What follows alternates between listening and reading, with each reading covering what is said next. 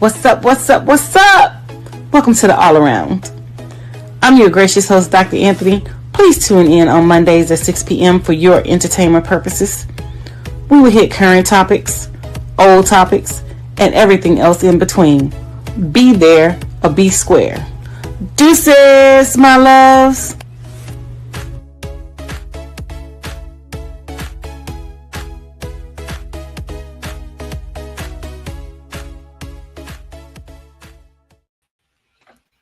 Hi, what's up, what's up, what's up? This is your gracious host, Dr. Anthony, and we have some amazing topics a topic that we are going to focus on and discuss tonight.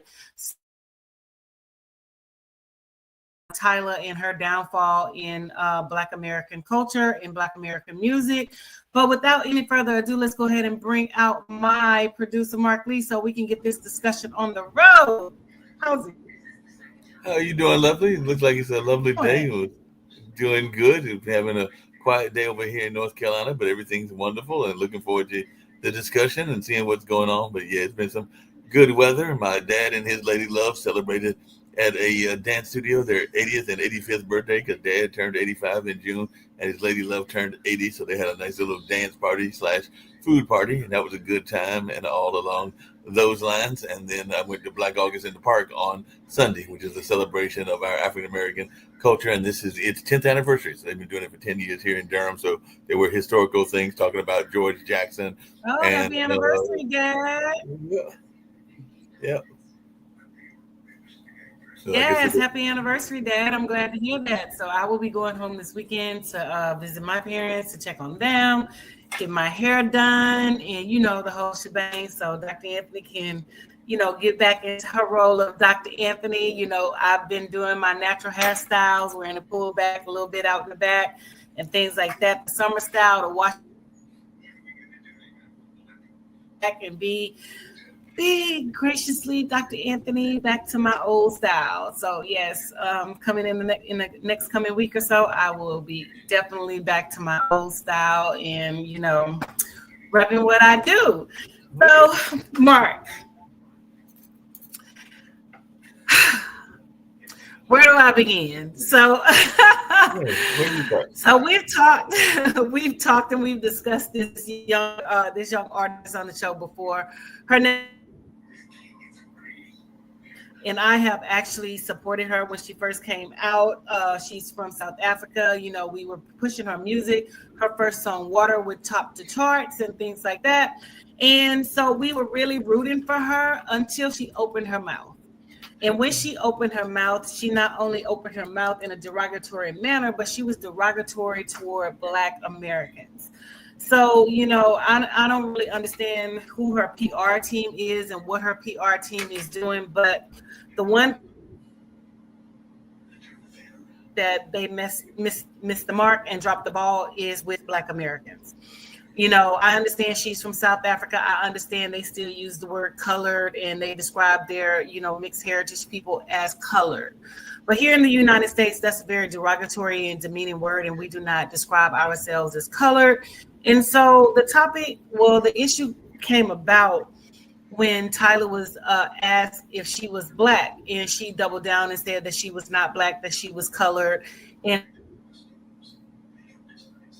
trying to explain to her that in America, Black people perceive the word colored as derogatory and demeaning, and we don't describe ourselves as that. Tyler looks like she could be one of my little cousins, to be truth be told. I'm from Louisiana, so we have mixed race, mixed heritage, and things like that. And so she definitely could fit into the culture over here, but she doubled down. Oh, she's not Black, she doesn't identify as Black, she's colored, and things of that nature. And so with that being said, a lot of Black Americans, Black women to be in particular. So so this show, my loves, we're going to talk about the downfall of Tyla in America. I'm not sure how she's doing across the world, but I know here in America she flopped and she dropped. Although they bought her an Emmy, they bought her these awards. They've been trying to get her at all these Black shows and these Black events and things like that. But my concern and my issue is if she's not claiming a part of the culture, why are her management team and people trying to push her and, you know, force us to accept her? We have already made our decision. We're not accepting her. We tried it, didn't work. We're returning to sender. We're returning to South Africa.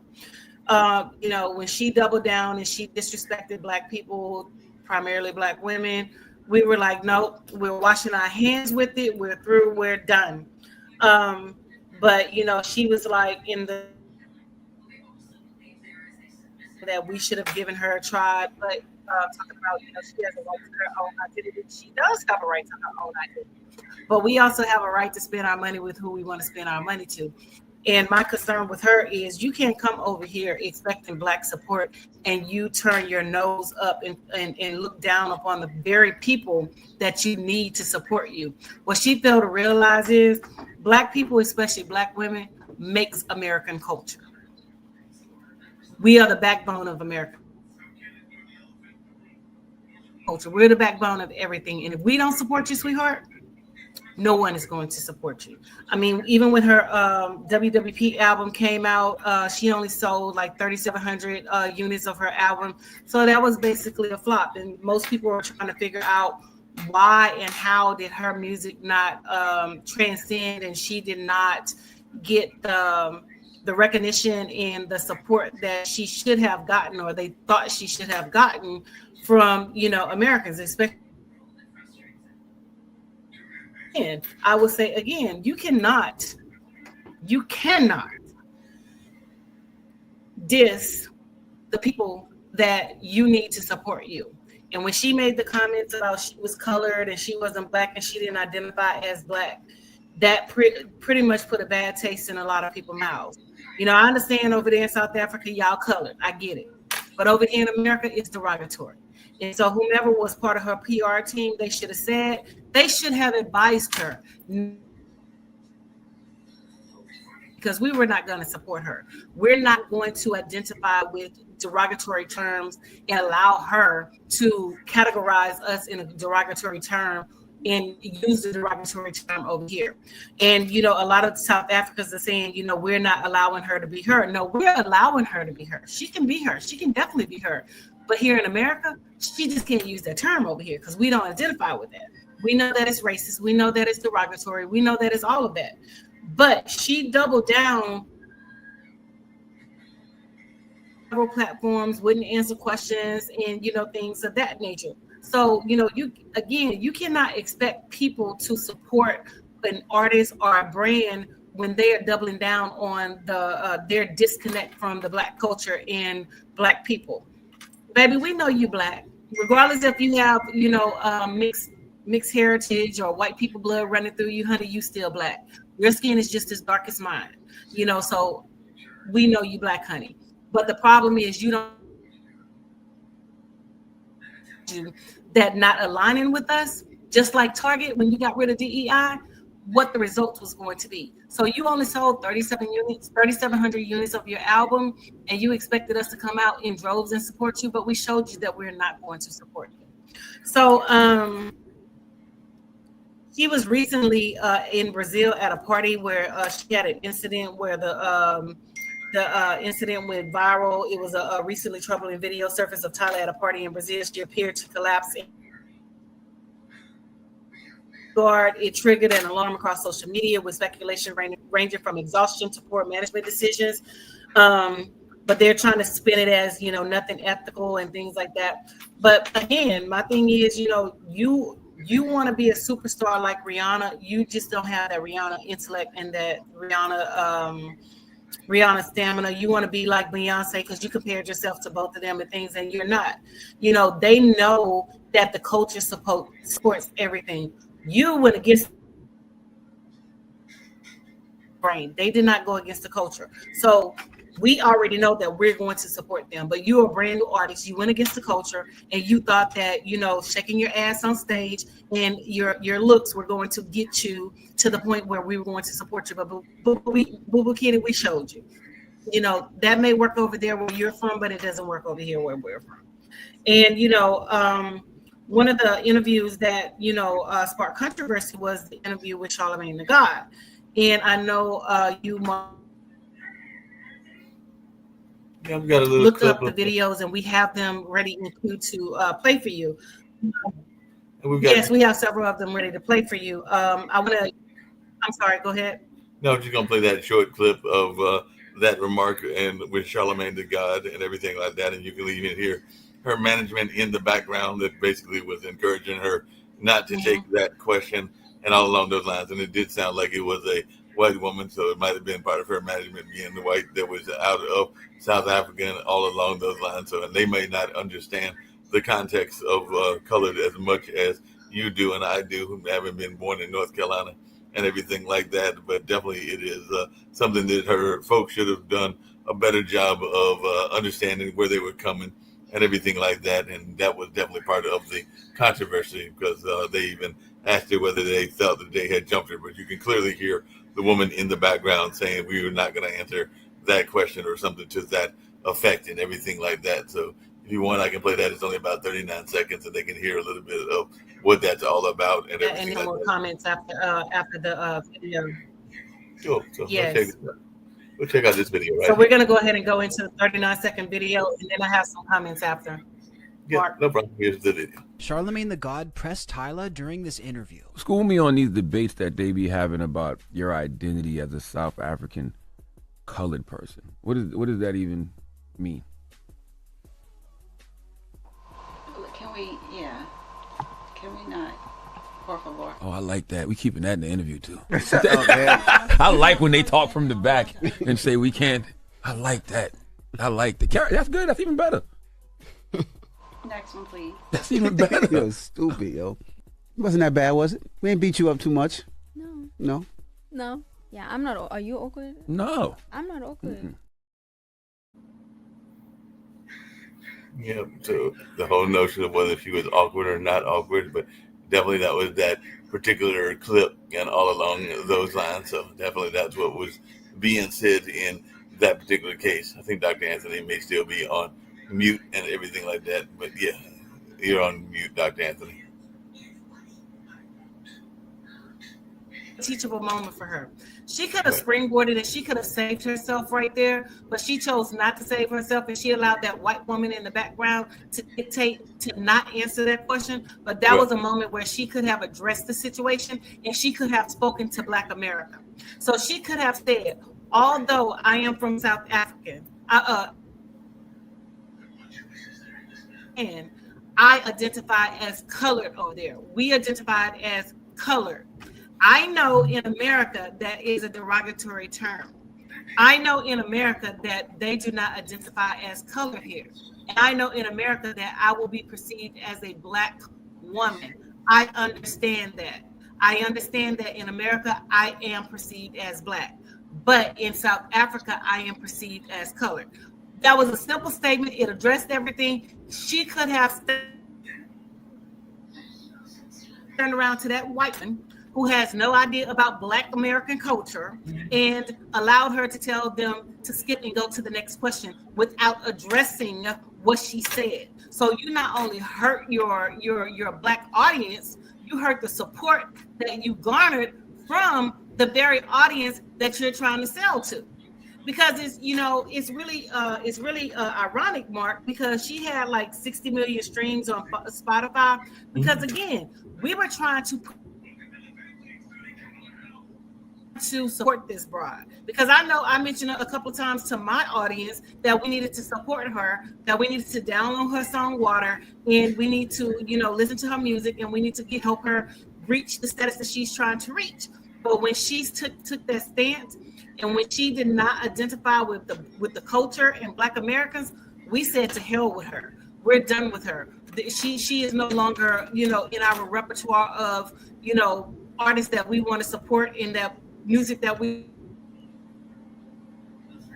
Mark, that I was at a party, they played her song, the folks didn't dance.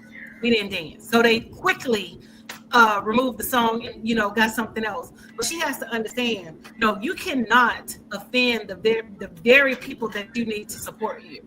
So what she failed to realize is Black women, Black Americans, that we are the culture. We make the culture, and you want music that we listen to and that we vibe to and things like that. So regardless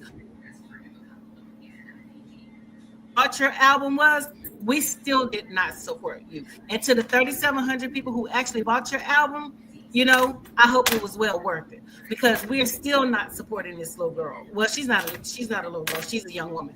We're still not supporting this young woman. And she has to go back, to the drawing board, and her whole team has to go back to the drawing board and see how they can come out of this swinging and banging and swinging and things like that. But I think she has totally lost her Black American culture support over here. Once you offend us, we're done with you. That's just like Cynthia Erivo. She says some disparaging, derogatory things. And what baffles me, Mark, is these people don't understand that without the Black American plight, they would not be able to come over here and do what they're doing. Without our struggle, without the things that we have fought for, without the things that we have gone through, without the things that we have experienced, those very people who are turning their noses down to us would not be able to come over here and in America. Josephine Baker was a known Black artist. She had to leave America and go to Europe to even perform in white spaces. These racist ass white folks over here wouldn't even let her perform. Marian Anderson, they wouldn't even let her sing opera. Yeah. You know what I'm saying? So they don't understand the culture and the plight of the American Black being able to come over here and do what they do. You know, even the actors who are coming over here from the UK and things like that, getting these Black roles and, you know, turning their noses down to Black audiences. Because now what I have started doing, I have started researching where the people who are playing in the movies are from. And so if they're from over there, I don't support the movie. And I'm not going to support the movie. I'm not going to spend my money with the movie. Ryan Coogler, love Jordan Peele, love them to death. But if y'all continue to bring these British actors in, we're gonna stop supporting your movies. It's stop supporting your work, because my thing is we have enough American-born actors to supply those roles and to support those roles. Those people turn their noses down to us. So why the hell should we support them with our Black dollars? Why the hell should we allow them to be in our movies? Yeah, they've got an active movie community there. And that's the stance that we need to take. If they're going to be in those movies and they're going to support, you know, we need to take a stance and we need to show them, like, what's the guy name who played in the movie? He's a director. He's a Black director, and the people found out, the culture found out that he has a white wife, and ever since they found out that, his movies have flopped. Mm-hmm. So we definitely need to send that message to the rest of those people and let them know that we're definitely not. Mark. Yeah, like I said, they've definitely got a rich movie community over there in London, so they can create some of their own movies. And I know they're doing that, even some of those that are African descent. And I do know, because I've got some friends that are from Africa, that some of them are very proud of their culture and very much aware of their culture. As a matter of fact, I was just talking to some friends yesterday. One of them was actually going to Ghana in November. It's two of my friends that are African dancers. One of them is going to go visit their mother who moved to Ghana, and all along those lines, because they were given a great deal and everything like that. And there's another gentleman who's from, I think he may be from Ghana as well, or maybe he's from Senegal, but he's actually got his own kingdom, and the people are waiting for him to come back and claim his crown, and all along those lines and everything. So I do know that there was a push to get many of us to go back to the various African continents, and even to get some of the land that has been promised to us by some of the governments over there and everything like that. And I know some people that have explored it and have said that it is a worthwhile deal. I got too much family and friends here in the States to make that move myself, even though I would love to visit Kenya or visit Ghana or visit even South Africa or a number of other of the African countries, including Morocco and Algeria and a number of others. But it'll be interesting to see what goes on into that space. I know that there's some rich culture in our motherland and all along those lines, and even some new artists that are coming out of the motherland. But it's not anything new. I mean, Miriam, I'm trying to think of her last name, Makeba, I think it is, or something like that, but she was out of South Africa.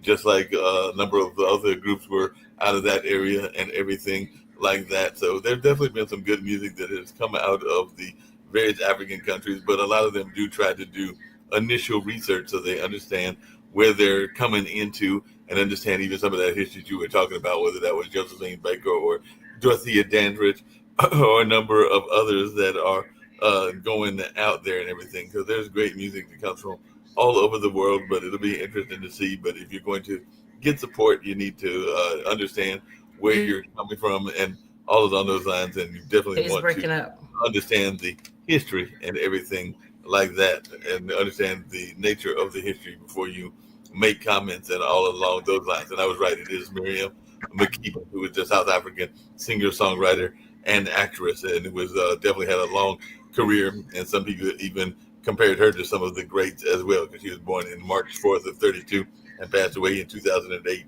back in Italy, and had a rich history and all along those lines and everything like that. And she was even exiled from her country and everything like that, because she was exiled from South Africa because the apartheid government banned her music and revoked her passport in response to her outspoken anti-apartheid. Mark, your media is jaded, is messing up. You didn't hear me? Because I heard me. I'll go back and double check that and everything. Yeah, it's going in and out. And so I heard parts of it. So it's a lot to unpack. And we're not saying not be, proud of your heritage and your culture. I have a different culture than most people out here. It's different because Louisiana is primarily French.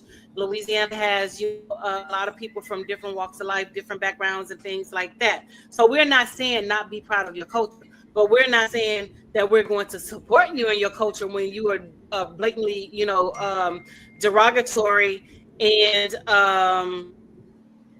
putting down one person's culture over yours, and you're turning your, like a lot of reading on this whole Tyler situation, and they're trying to spin it as she's not distanced herself from blackness. No, she definitely distanced herself from blackness. We heard what we heard, and we are not falling prey for it. She clearly said that she wasn't black in the first time that it was addressed and things like that or whatever. So her downfall is her downfall. So we are not supporting her, and we're people across the globe, you're free to do whatever you want. But, we have taken a stance against her, and we have chosen not to support her. She's not an artist that we want in our Black spaces. She's not an artist that we want in our on our music tread in the club or anywhere else. Again, she has taken her stance, I've taken ours. And so there was no misunderstanding. We heard what we heard. She said what she said, and she did what she business. They're trying to say that she came back and said that, although she's a South African and she identified as colored or whatever, she knows in America that she's going to be perceived as black. That's not what that broad said.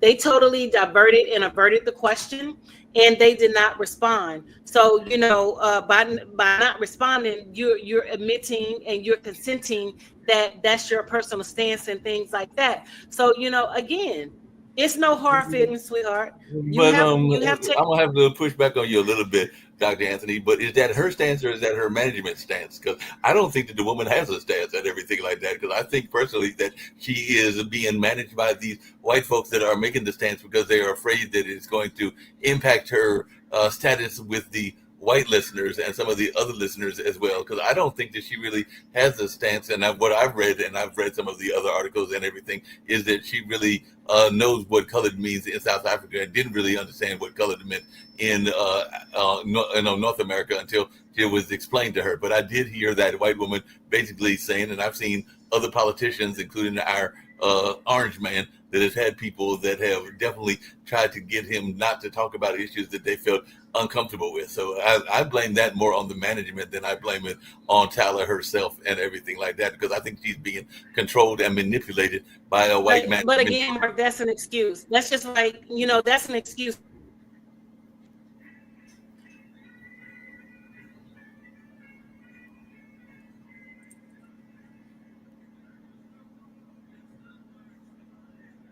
excuse to me. To me, that's an excuse because that's just like you're performing. For example, there was an artist that came to New Orleans during Bayou Classic and performed during Bayou Classic. She could not connect to the audience. And she also stated the wrong location of where she was. So you being an artist, you need to know where you are and you need to address the people where you are. So even though she has white management and things like that, she still needs to educate herself. But At the end of her brand, her name, her title, and her markings. No, I get what you're That's saying, an excuse.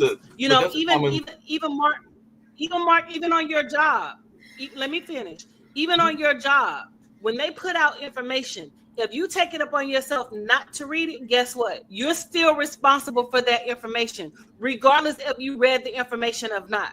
So regardless of what those white managers have put into her and pushed down her throat, she, as an artist, on the people that she was trying to swoon and to try to, win over and things like that. That is an excuse. And we're not excusing her. We're not supporting her. She should have known that word was going to be offensive over here in America. She should have done research on her own. I understand that she likes her little colored self being colored in South Africa, but we over here in America, we don't take kindly to that. And we don't like being called colored. It's racist and derogatory and things like that.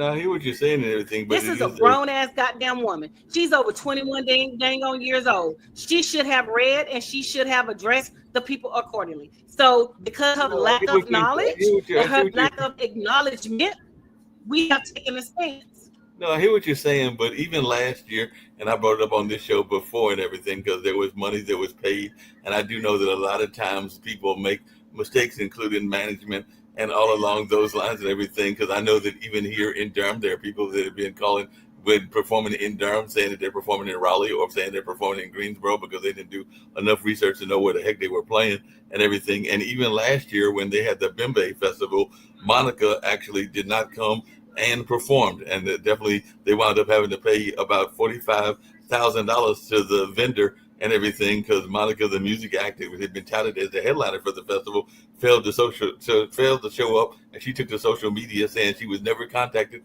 or contracted to perform at that particular festival and everything like that. So it wound up being that Chris Weeks, who was a event planner, and I know Chris as well, had to see the city pay some money back. So the last I heard, it was that they were expecting to pay back some money in the neighborhood of $30,000 because they made a contract with a major star and everything like that. And she said, look, I wasn't even on the contract. So a lot of people last year were very upset, thinking that they were going to be there. And definitely even the mayor, who is now running to be mayor again, said there was a drop in communication there for her not to know that we were under contractual agreement that she would be there. Someone may or may not be telling the truth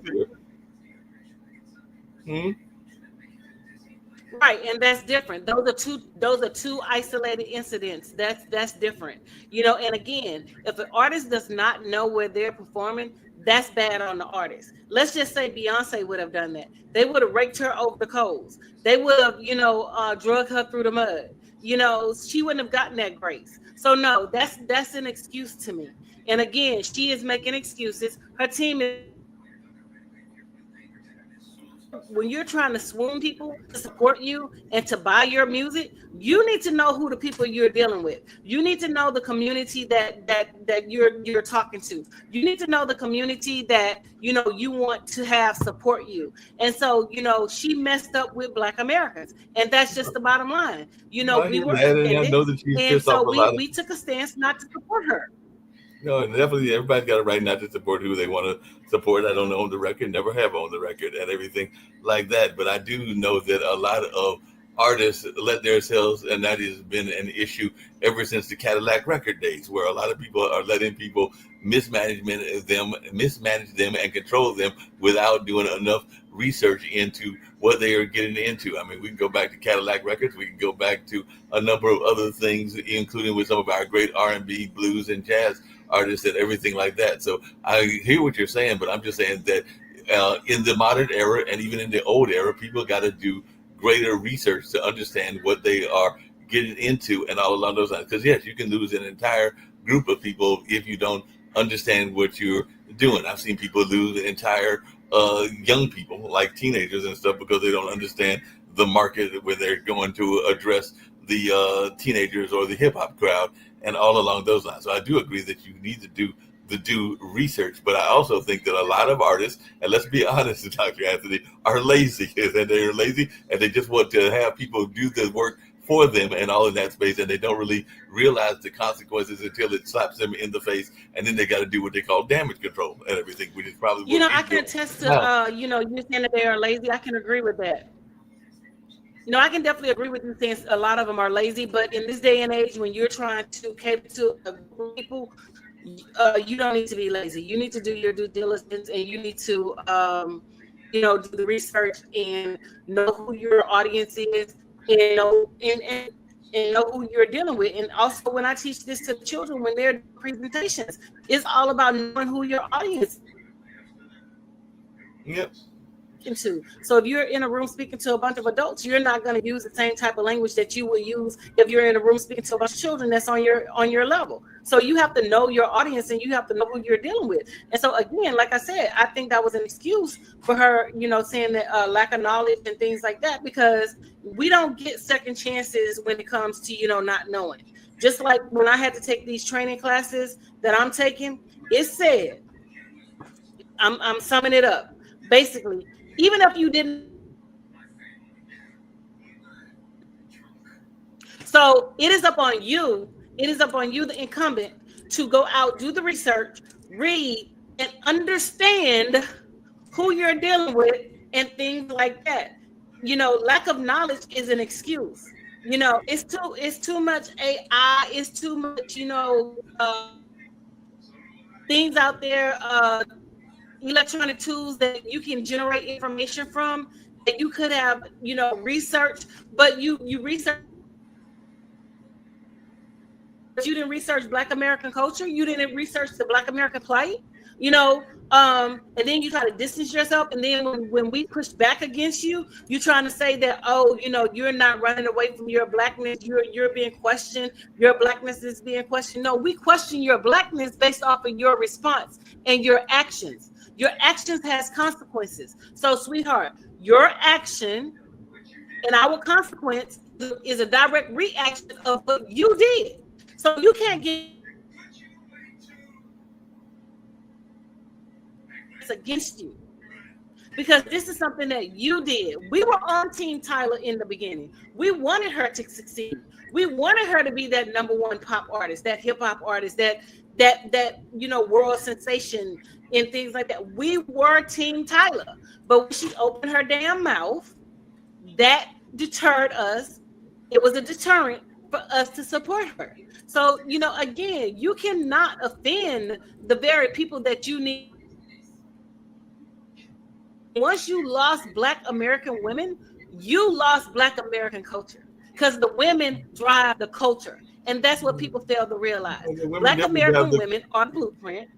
We drive the culture. So she definitely offended us, and we're not going to be on Team Tyler. Yeah.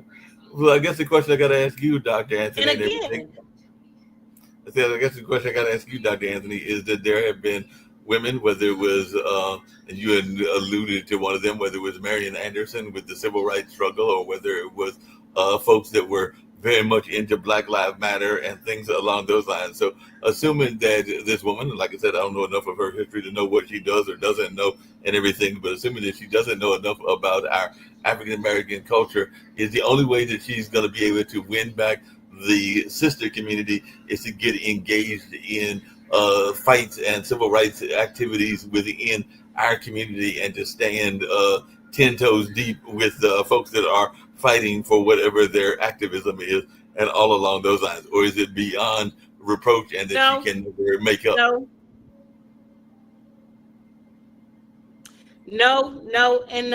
She's done. We're not falling in line behind her, because we know that it will be fake. It will be fake, supporting. It would be fake activism and things like that. You're only doing it because we are not supporting you. It's not coming from a genuine place. It's not coming from a place where, oh, I have to fight for this struggle.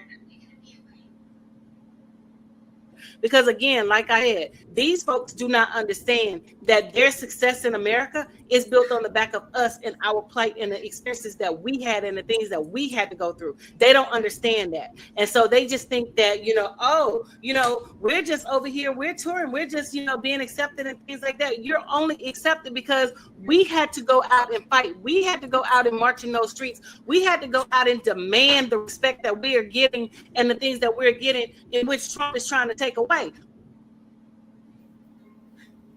They are the benefit of our experiences. So no, we're not going to fall in line behind her because we know that it will not be genuine. She would not be a genuine spokesperson for the plight of Black Americans. She cannot be a leader for Black Americans because she doesn't understand our struggle. She doesn't understand our plight. So therefore, there is no alignment. There is no, coming back from where she messed up and things like that. Because again, there is no genuineness. But Dr. Anthony, that could be a whole interesting show because I know for a fact authenticity when it comes to that. But that could be a whole interesting show because, like I said, I've had friends that are from the African nations and everything. Shucks, the person who did Black August in the Park, the main organizer, his family is from Kenya. And he was celebrating the Black American culture and all along those lines. So it could be an interesting discussion because I've heard people even here on this show, because I've even heard people say that there is a disconnect between Africans in America and African Americans. And I've heard people say that for a number of years. And some of that is because of the portrait that they see on TV. Just because. Go ahead. But again, you've played videos where we've discussed this on the show where we've had people from the UK and different parts of Africa where they feel that they're better than Black Americans. I don't identify as African American. I'm a Black American. I did not migrate from the continent of Africa. I'm not African American, and a lot of people don't even understand that the term. And a bunch of scholars from Berkeley University in California because they wanted something to call Black Americans other than Black because they felt like Black was too strong, was too dominant because of the Black Panther Party and things like that. And so they termed us African American, and I don't identify us as African American. That's why now when you have these job applications and these other applications and things like that, they have on there two separate entities. Is either you're African American. We're not one and the same. We didn't migrate from Africa. Our ancestors did, but we did not. We were born in America. I was born in Louisiana. So I am a Louisianian, a Louisiana native and things like that. So no, there is definitely a disconnect. And just celebrating, Juneteenth and, other holidays and other, different Black celebrations does not mean that you are down for the cause. Because we have seen time and time again that these people have spoken and they try to distance themselves from Black Americans. And they try to take up on the stance of white Americans and try to take up on that stance where they are basically oppressing us again. So yes, there is a great disconnect. And I even went to Ghana. I went to Ghana. And, I know you went to Ghana and everything, but just really quickly along those same lines, we talked about it before, more with white Americans that have taken our brothers and everything, sisters and all along those lines. But I'm just asking you, I don't know the answer. And I don't know that these people are going to know the answer. What is your thoughts on people that are from other countries that are specifically going after your African Americans? I just said that our mayor is African American. He was born in rural North Carolina, just like I was born in rural North Carolina. But his wife is from, I want to say, is she Kenyan? Yeah, because I think the restaurant is Kenyan. So I think that she's from Kenya or something along those lines. So what is your thoughts about African women and African men, because it's both of those, going after African American women and men? Is that something that you have as much of an issue as you do with white women going after them and everything like that? And like I said, I don't know the answer. I don't know that our listeners know the answer. I was just wondering your thoughts around Africans that are specifically looking after and trying to pick up Black Americans, because you said you don't believe in African American in that term, so I'll go Black Americans, but they're trying to pick up Black Americans for whatever reason, whether it's for a green card or whether it's for real love or whatever. What is your thoughts around that? They can pick up who they want to pick up. I like Black American men. I'm not really into foreigners and, foreign Fair enough. countries and things like that because of the cultural disconnect. That's not something that I will want to do, because it's too much of a culture. To me, it's too much of a cultural disconnect. But people like who they like, and things like that. I have heard people saying that they have married people from other countries, and I've heard women say that they have married African men. My cousin was married to African. It didn't last because things like that. He wasn't about the right thing. So I mean, to each his own. Whatever you do to make your boat float, and things like that or whatever. So for me, that's not something that I want. But if that's where they found love, more power to you. But that's not something that I want. But I'm not against them marrying Africans and things like that. But the problem where the problem ensues with us as Black women is Black men who marry white women always bring Black women into their conversation. They always bring Black women into the mix. Oh, I don't date Black women because I only date white women because Black women does this. If you want to date white women, go right ahead and date white women. Leave us out of it. We don't give a rat's ass if you date white women or not. But the thing about it is you're always talking about Black women this, Black women that. That's what we have a problem with. We don't care who you lay down with. You can go with that dog, like the man that said that he would rather fuck a dog than deal with a Black woman, and that white woman killed his ass. So y'all can take up on that stance. We don't care one way or the other. The issue that we have again is that they are bringing us into the mix. We don't date Black women because they're loud. We don't date Black women because they're this. We don't date Black women because they're that. But Dr. Anthony, part of that is the flip side of what goes on. Because 9 times out of 10. Yeah, but part of that is the flip side of what goes on. Because I'll just give you these examples. I missed what you said. You said I said part of it is the flip side of what goes on. But I'll just give you some examples, and all along those lines. I know for a fact that sometimes, and you kind of alluded to it, some people will say that they date African women because African women are, quote unquote, more submissive. But then I've also heard a lot of people that are upset with the African man, meaning men from Africa, because depending on which country they are, I've heard a lot of people say that guys from Nigeria and some of the other countries are very possessive and very much controlling, and all along those lines. Like, I'm not saying that every Nigerian that I ever met was like that, but I do know that that is a stereotype that exists out there, is that Nigerian men are controlling and possessive. And it seems like that might have been the case even with your cousin and everything. But I don't believe in absolutes. I don't think that there are absolutes on anything, and all along those lines. But I have heard that stereotype. And then I've also heard some people say that they like to get, just like they like to get with white women, they like to get with African women because they think that African women aren't as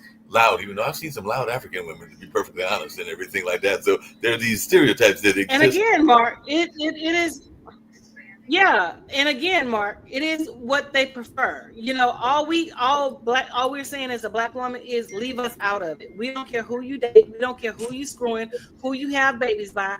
Just leave us out of it, but the problem ensues when they put us in the conversation. They always circumvent, come back around, and put us in the conversation. Well, speaking of the conversation, I got one more for you, and I know we're wrapping down. We don't care who you're dating. You said about 30 or 40 like minutes. I said, 9 times out of 10, Mark. Yeah. Hey, I got another question for you, though, and everything. Speaking of dating and all on those, one of the things that I've been hearing lately, and I don't know your thoughts about this. This can be a whole nother show and everything. Is that a lot of women, particularly younger women, because I've got friends that are in the 30 and 40, said they are totally pissed and frustrated at the man in their age range, and they have told me flat out, because I've had some approach me and everything, that they want an older man in their life, be that somebody 50 or even freaking 60s like I am and everything, because the men that are in their age range don't know how to treat a woman and also don't are abusive to them and all along those lines. Because I've had a couple of women that are definitely, you definitely don't want to go too young. You don't want to go into the 20s and teens. It's illegal and everything along those lines. But I have had some women. It's not illegal. They're grown. I've had some women in the 30s and 40s that have basically been like, these guys in my age range are, to put it bluntly, stupid. So I'm ready to go get somebody that's going to treat me responsibly, treat me like the queen that I am. So I'm ready to get out of my age range and go for somebody 20, 30, maybe even 40 years older than me and everything like that. 40 is probably the extreme, but I've definitely heard people say 20 or 30. So what is your thoughts around this? Because there are a number of young women that are basically like, I can't put up with these hip hop heads. They don't know what the fuck they want. I mean, I understand, but at the same time, again, it's about preference and it's about choice. Right. Or older, like younger women, but at the same time, when you're dealing with someone who is not in your age range in your age group, there are things that you have to take in consideration, like the compatibility, the conversation, the things that you like doing, the things that they like doing. So I mean, again, whatever makes your boat float. I typically don't date young because I don't have time for it. I like mature men that's in my age group, that's around my age and a little older. I don't like that regard because I don't have time for the foolishness. Where you going, where you been, who you talking to, where you at. I don't have time for that. And again, like I said, it's about what your choice in compatibility, what you want, what you're looking for. If they want to go after older men, and if the older men want them, hey, it's more power to you, because I can't control you and you can't control me, and then, a lot of the younger women are saying that we're in competition with them. We're not in competition with them. We could care less. Dating, all we're saying is, just be mindful and, understand what goes along with, dating an older man and in a relationship with the older man. And that's all we're saying, because my thing is, at the end of the day, you grown, he grown, and whatever decision y'all make is on you. Because I don't care. Honestly, I honestly don't care. Yeah. It makes a lot of sense and everything along those lines. I don't know if you want to play just a little bit of this clip where they try to do a better explanation of what colored was and everything, and then I can play some of that, and then you can make some comments on it, and then we can get out of here, and maybe we'll do the a little bit of that, and then we got show because Dr. Anthony is tired. Yeah, so then we can do the debate lady later yes, on. Go ahead and play it. Yeah.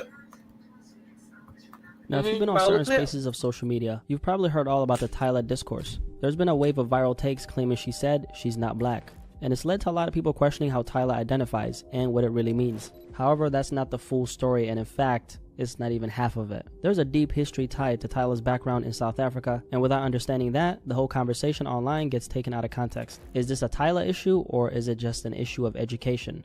I think it's the latter. Let's break it down.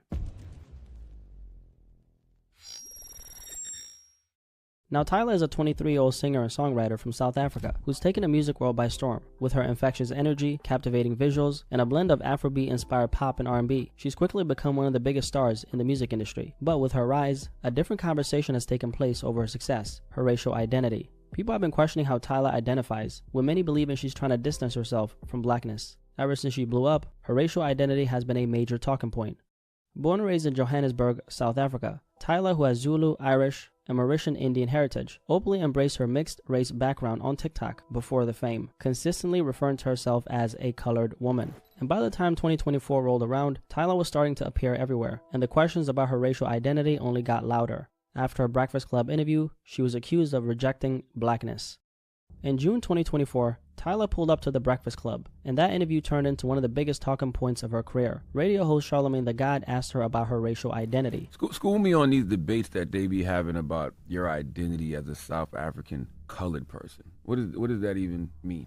Now for Tyla, this was not a simple question because her answer is tied to history, culture, and the way race works where she's from in South Africa. So instead of answering right away, she kind of, did the freeze challenge. She froze for a second, even looked at her team, in the back like, what do I say? And that little pause, that's what set everything off. Now, the clip blew up online within hours, and people were saying that she dodged the question and that she was rejecting her blackness. But was that really the case, or is there more to this moment than people realize? Yes, there's more. In the US, the word colored is offensive. It's tied to Jim Crow segregation, when black Americans were forced into separate schools, bathrooms, and even drinking fountains. But in South Africa, where Tyla is from, colored isn't a slur. It's an official racial category created under apartheid, a system that legally divided people by race. From 1948 until the early 1990s, the South African government classified people into 4 groups: white, black, colored, and Indian. And this wasn't just paperwork. It dictated where you could live, who you could marry, what job you could have, even which beaches or bathrooms you could use. And here's the key difference, right? In South Africa, colored doesn't mean mixed race like it does in America. When you hear mixed race in the US, it usually means having parents or grandparents of different races. For example, someone with one black parent and someone with one white parent. In the US, mixed race describes an individual's family background, not an entire community. In South Africa, however, colored is much deeper than ancestry. It's a recognized cultural identity with its own history, traditions, social norms. Essentially, it's a community that's existed for generations. And in the Western Cape, the province where Cape Town is, they're actually the largest group, making up about 42% of the population. So that's not a small group, that's nearly half of the province. So when Tyla says she's colored, she isn't avoiding blackness, she's speaking about the identity her country recognizes. So the colored community in South Africa have over generations built a unique heritage shaped by African, European, and Asian roots. But under apartheid, they were still placed in a strict racial hierarchy, ranked between white and black, and denied many basic rights. While the black majority faced the harshest oppression, colored people also lived under laws that controlled their movements, limited their opportunities, and kept them segregated. One of the harshest tools was the pass laws, which forced non-white South Africans, especially black people, to carry ID at all times. Without a pass, you could be arrested or forced out of your own city. Entire communities were uprooted into overcrowded townships, tearing families apart. So essentially, it was a system designed to keep just part of that video and everything like that, but definitely that can wrap off the show on that one and everything. But that was just that gentleman's YouTube talking about the difference in his mindset between colored in South Africa and colored here in the Americas and everything like that. But I don't know if you got any answers to him and everything like that, because he was using the Charlemagne interview as part of his context, and there was more that he said about the history and everything along those lines. But that gives you the gist of what the conversation was.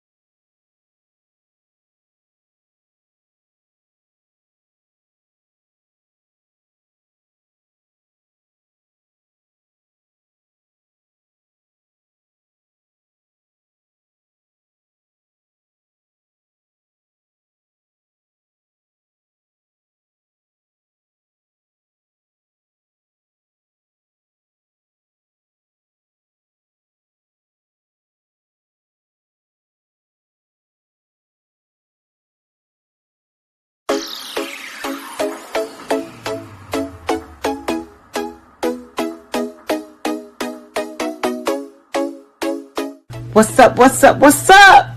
Welcome to the All Around. I'm your gracious host, Dr. Anthony. Please tune in on Mondays at 6 p.m. for your entertainment purposes. We will hit current topics, old topics, and everything else in between. Be there or be square. Deuces, my loves.